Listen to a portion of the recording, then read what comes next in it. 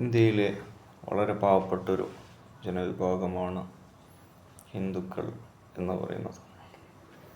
ആ ഇന്ത്യയിലുള്ള ഹിന്ദുക്കളെ പണ്ടുകാലം മുതൽക്കേ ഒരുപാട് പറ്റിച്ച് തമ്പ്രാക്കന്മാർ ചമഞ്ഞ് RSS BJP അവരുടെ താല്പര്യത്തിന് മാത്രം പ്രവർത്തിച്ച ആ സമയത്ത് ഇന്ത്യയിലേക്ക് വന്ന ബ്രിട്ടീഷുകാർ, കട്ട് കൊണ്ടുപോകാൻ വന്ന ബ്രിട്ടീഷുകാർ വേഗം വന്നോളി, എടുത്തോളി, പോയിക്കോളി, എന്ത് സഹായം നമുക്ക് വേണ്ടെന്ന് ചെയ്തു തരാമെന്ന് പറഞ്ഞിട്ട് അവരെ കൂടെ കൂടിയിട്ട് കക്കാൻ സഹായിച്ച, കിട്ടുന്നതിന് എന്തെങ്കിലും ഒരു പങ്ക് നക്കി ജീവിക്കാൻ നിന്ന കോലത്തിൽ പെരുമാറിയ ആളുകൾ,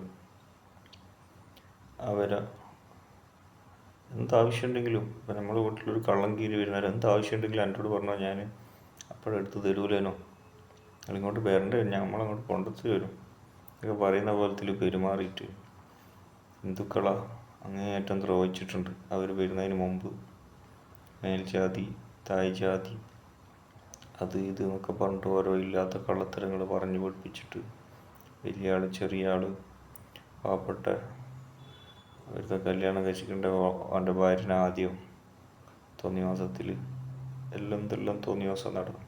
അത് സഹിച്ചവർ അതിപ്പോൾ അവരെ മുന്നിൽ കൊണ്ടുവച്ചിട്ട് അവരെ കൂടുന്ന പോലെ എന്നിട്ട് ഇന്ത്യയിൽ ഹിന്ദു രാജ്യമാക്കണം എന്ന് പറയുന്നു. ഹിന്ദു രാജ്യമാക്കി കഴിഞ്ഞാൽ ഈ പണ്ടത്തെ അതിൻ്റെ അപ്പുറത്തെ കോലത്തിൽ തന്നെയല്ലേ പോകാൻ.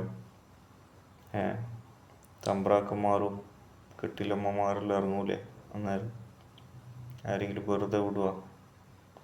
പണ്ട് കാലത്തെ ചരിത്രം വീണ്ടും ആവർത്തിച്ചു കഴിഞ്ഞാൽ എന്തായിരിക്കും അവസ്ഥ? ഇപ്പം തന്നെ കാണുന്നില്ലേ, ബീഫ് കഴിച്ച് എന്നിട്ട് അടിച്ച് കൊല്ലുന്നതും ആടിയിടിയും മാന്തി നോക്കിയിട്ട് വിഗ്രഹം ഉണ്ട്, അത് എന്നാൽ പിന്നെ മര്യാദയ്ക്ക് അമ്പലത്തിലും ഇതിനെല്ലാം പങ്കെടുക്കുന്ന ആരെങ്കിലും ആണെങ്കിൽ കുഴപ്പമില്ല, അടി ഉണ്ടാക്കിയിട്ട് ആളുകളെ വർഗീയത ഉണ്ടാക്കുന്നത് മാത്രമുള്ള ഒരു ഉദ്ദേശമല്ല. നല്ലൊരു ഹിന്ദുവിനെ ആരെങ്കിലും ഉപദ്രവിക്കാൻ പറ്റുമോ? ഹിന്ദു വേദം പഠിച്ച നല്ലവരായ ഒരാൾക്ക് വേറൊരാളെ വേദനിപ്പിക്കാൻ പറ്റുമോ? ഹിന്ദു എന്ന് പറയുന്നത് ഒരു സംസ്കാരമല്ലേ. ആ സംസ്കാരത്തിൽ മറ്റുള്ള ആൾക്കാരെ മനസ്സിലാക്കുന്ന, ഉൾക്കൊള്ളാനും അവരെ സഹായിക്കാനും പറ്റുന്ന സംസ്കാരമല്ലേ ഹിന്ദു സംസ്കാരം. അപ്പോൾ ഇസ്ലാം മതം എന്ന് പറയുന്ന മതം, ആ ഒരു മതത്തിൽ പറയുന്നത് എന്താണ്? അറബിയിൽ പറയുന്നതാണ് അള്ളാഹ്. അത് മലയാളത്തിൽ പറഞ്ഞാൽ എന്താണ്? അള്ളാഹുവാണ് ദൈവം എന്ന് മലയാളത്തിൽ പറഞ്ഞു കഴിഞ്ഞാൽ സൃഷ്ടാവിനെയാണ് ആരാധിക്കേണ്ടത്. ലോകം പഠിച്ചവരെയാണ്, ആരാണ് ലോകം പഠിച്ചത്? ആ പഠിച്ചവനെയാണ് ആരാധിക്കേണ്ടത് എന്നാണ് അതിൻ്റെ മലയാളം. അവിടെ ആർക്കെങ്കിലും തർക്കമുണ്ടോ? ഹിന്ദുവിനോ മുസ്ലിമിനോ ക്രിസ്ത്യാനിക്കോ? ആ അറബി പദം അള്ളാഹ് എന്ന് പറയുന്നതിൽ മലയാളത്തിൽ സൃഷ്ടാവാന്ന് അർത്ഥം വരുന്നത്.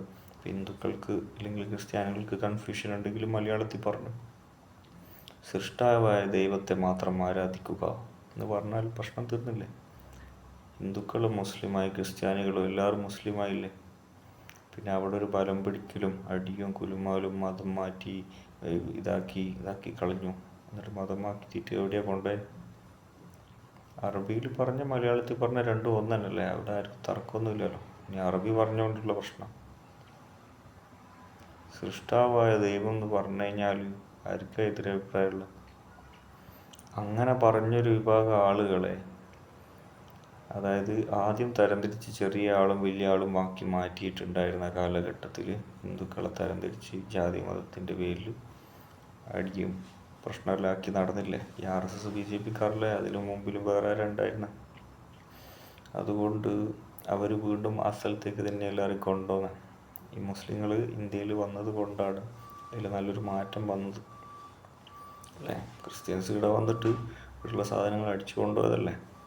ചരിത്രം എല്ലാവർക്കും അറിയില്ല.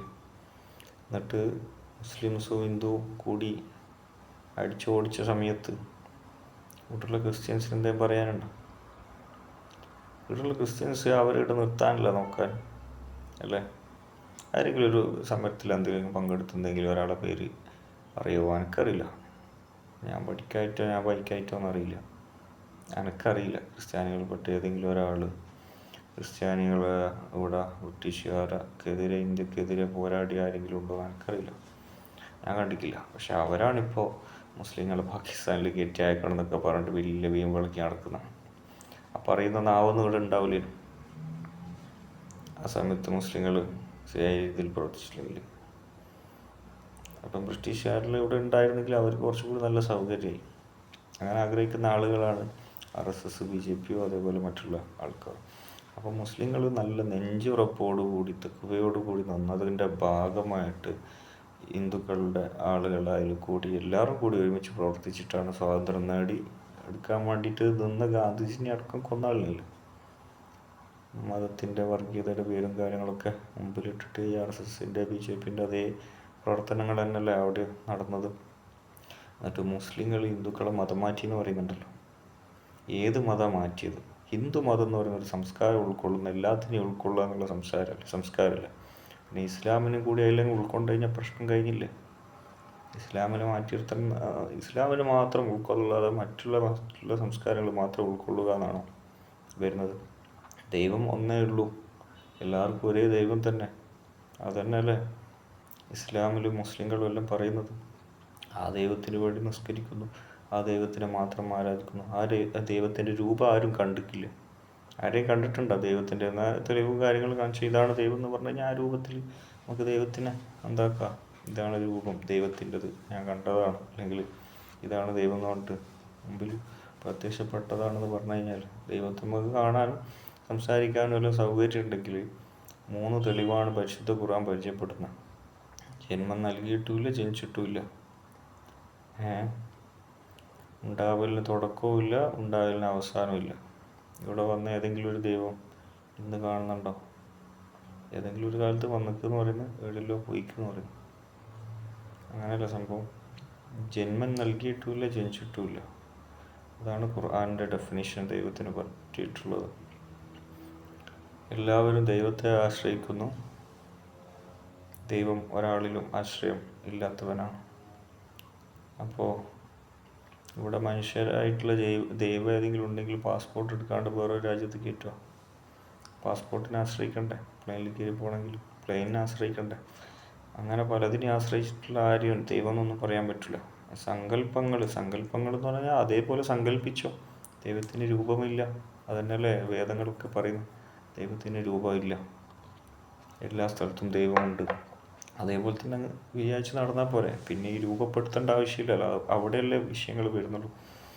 അപ്പോൾ എല്ലാവരും ആരാധിക്കുന്ന ഒരേ ദൈവത്തിൽ എല്ലാവരും ഒരുമിച്ച് സ്നേഹത്തോടു കൂടി, സമാധാനത്തോടു കൂടി, സന്തോഷത്തോടു കൂടി കഴിഞ്ഞാൽ അതല്ലേ എല്ലാവരും നന്മ.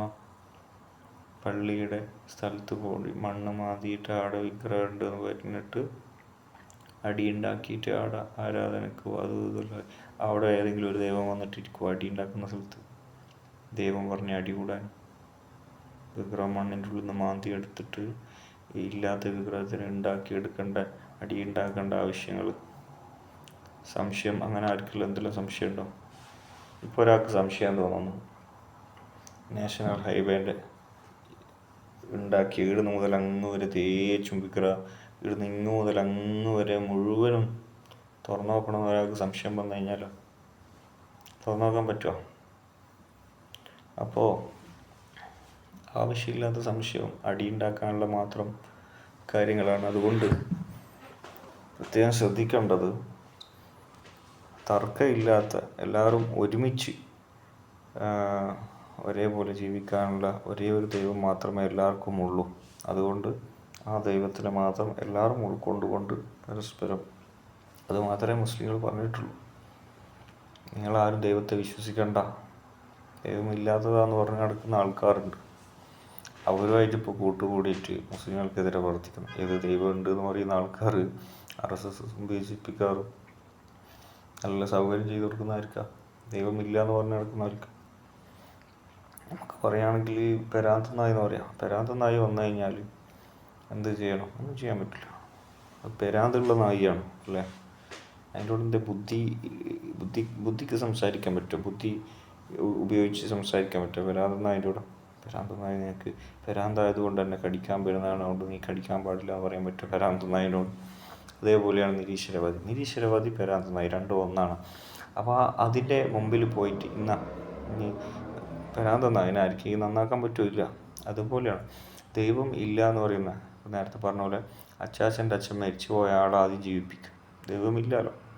അപ്പം ദൈവം ഇല്ലാത്തത് കൊണ്ട് എല്ലാം തനിയെ നടക്കുന്നതാണെങ്കിൽ മരിച്ചുപോയ അച്ചാച്ചൻ്റെ അച്ഛനെ ജീവിപ്പിക്കും, എന്നിട്ട് അതിൻ്റെ തെളിവ് കാണിക്കും. എന്നിട്ട് ബാക്കി നമുക്ക് നിരീശ്വരവാദത്തിനെ കുറിച്ച് സംസാരിക്കാം. മതത്തിൻ്റെ ഉള്ളിലുള്ള മറ്റുള്ള കാര്യങ്ങൾ അത് മതവിശ്വാസികളോട് പറഞ്ഞതാണ്. അത് മതവിശ്വാസികൾക്ക് പഠിക്കാനും പ്രവർത്തിക്കാനും ഉള്ളതാണ്. മതത്തിൻ്റെ പുറത്തുള്ള ഉരുണ്ട് നടക്കുന്ന ഈ പരാന്തൻ നായിക്ക് പറഞ്ഞതല്ല. പരാന്തൻ നായി അതിലിടപെടേണ്ട ആവശ്യമില്ല. പരാന്തൻ നായി ആൾക്കാർ പരാന്ത് ഇളയ പോലത്തെ നടന്നോളാം, കടിച്ചോളാം, പോയിക്കോളാം. പരാന്തൻ നായി ഇതിനെ ആരെങ്കിലും കണക്കിലെടുക്കുമോ? ഇപ്പം മുസ്ലിങ്ങളിൽപ്പെട്ട ആരും സംസാരിക്കാൻ പരാന്തൻ നായിൻ്റെ ഭാഗത്ത് ആരും എന്തുകൊണ്ടാണ് വരാത്തത്? അപ്പോൾ പരാന്തൻ നായി മനസ്സിലാക്കിയാണ്. ഓക്കെ, അപ്പോൾ കൂടുതൽ കാര്യം നമുക്ക് പിന്നീട് സംസാരിക്കാം. ഓക്കെ, ഇൻഷാ അല്ലാഹ്. അസ്സലാമു അലൈക്കും വറഹ്മത്തുള്ളാഹി വബറകാതുഹു.